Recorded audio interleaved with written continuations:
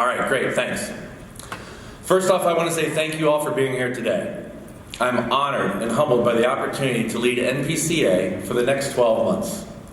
I started this journey when I went to work part-time for Roland and Linda Lindsay back in 1986 when I was 17. And for those of you who are now doing the math, calculating my age, I'll let you do the math.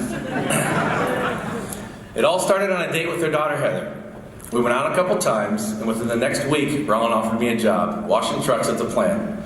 I guess labor was just as hard to find back in 1986 as it is today. Anyway, it all worked out because Heather and I kept dating. I kept working at the plant, and we'll soon be celebrating our 25th anniversary. Heather and me, not Lindsay Precast and me. We've been together 32 years now, and it's been a great 3 decades. With that, I'd like to introduce my family and some special people that are here today. First and foremost, my wife, Heather. Thanks for all the support over the years and for putting up with all the travel schedules. Our children, daughters Grace and Ellie, my son Alex, his girlfriend Meredith. Thanks for coming to share this event with me. Roland and Linda Lindsay, who were not able to make the trip, but they definitely send their best to everyone here and want to make sure we tell everyone hello. My brother-in-law, Ron Lindsay, Heather's sister, Melanie, her husband, Randy, their son, Luke, fiancée, Taylor, and the others here from our Lindsay team, Steve and Chris, Dean and Jacqueline, and Matt.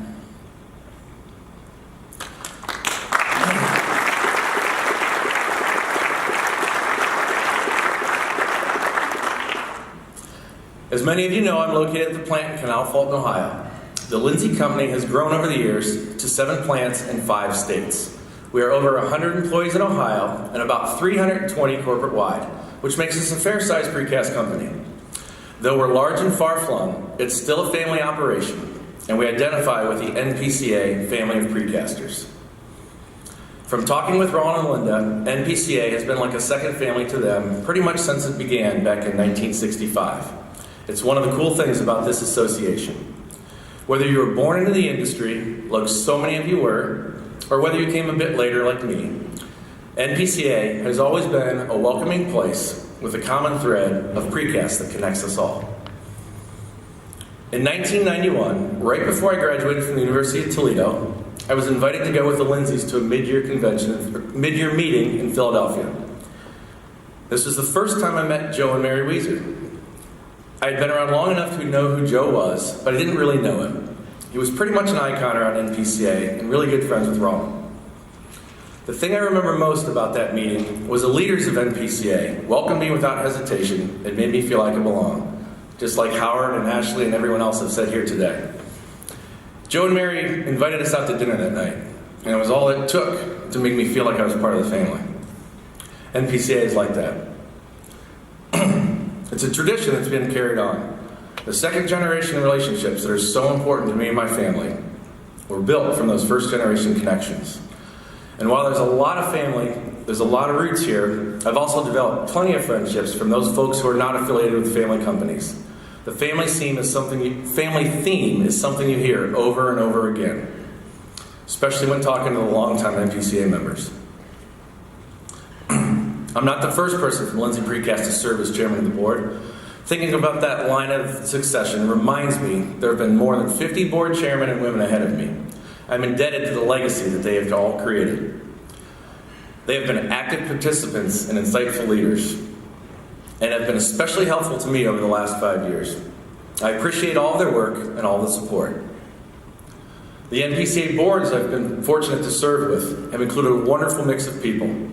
They have been active participants, insightful leaders, and been especially helpful to me over the last 5 years.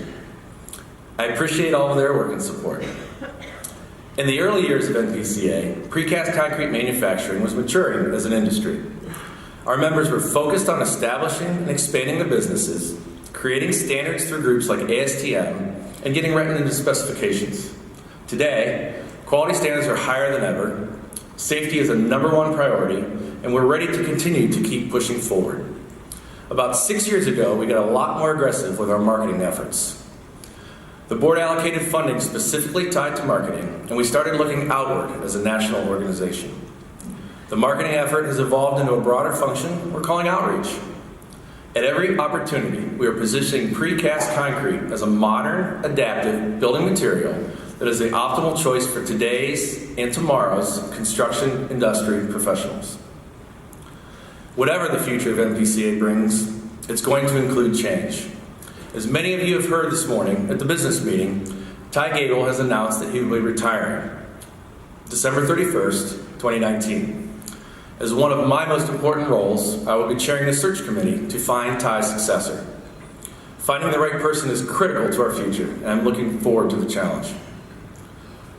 Many of you have heard this story before, but I want to share with you my biggest, you never know where precast will take you. On the morning of the 9/11 attacks, I was meeting with an associate from Diebold. Lindsay's provides high-strength security vaults to Diebold, and we were collaborating on a project to protect the Charters of Freedom.